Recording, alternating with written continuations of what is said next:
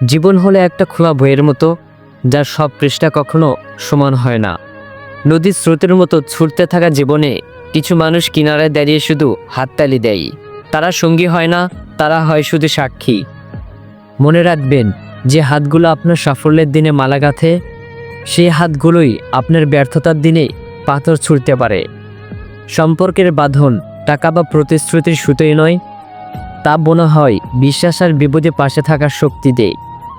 যে মানুষটি আপনার ভালো আছের আড়ালে লুকিয়ে থাকা ভালো নেই কথাটি বুঝতে পারে, সেই মানুষটি আপনার হাজারো শুভাকাঙ্ক্ষীর চেয়ে অনেক বেশি দামি। মিথ্যা আশ্বাস নয়, কঠিন সময়ে যার নীরব সমর্থন থাকে সেই আসল বন্ধু। ব্যস্ততা শুধু অজুহাত নয়, বরং কিছু মানুষের দূরত্ব তৈরি করার সহজ মাধ্যম। যে মানুষটি থাকতে চায়, সে মানুষটি হাজারো ব্যস্ততার মাঝেও আপনার জন্য 2 মিনিট সময় বের করে নেবে। আর যে থাকতে চায় না, সে এক ফোঁটা জলের মতো সুযোগ খুঁজবে পিছলে যাওয়ার জন্য। নিজের কণ্ঠস্বরকে কখনো দুর্বলতা ভাববেন না। যেখানে প্রতিবাদ করলে বা সত্য কথা বললে সম্মান হারানোর ভয় থাকে, সেখানে নীরবতাও এক প্রকারের মর্যাদা।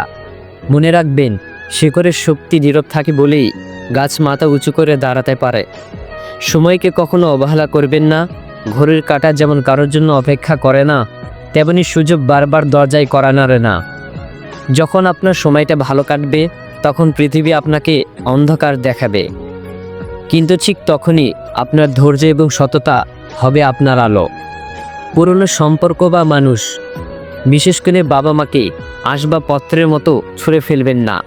তারা আপনার ভিত্তি, তারা আপনার ইতিহাস।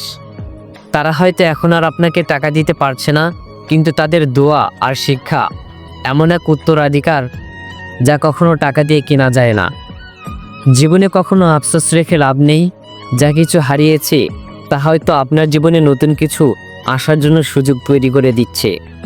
সুতরাং সবসময় পাওয়ার জন্য চেষ্টা করুন, আর যা পেলেন না সেটার মূল্য দিতে শিখুন। কারণ মূল্য না দিলে একদিন সব কিছুই হাতছাড়া হয়ে আফসোসে পরিণত হয়।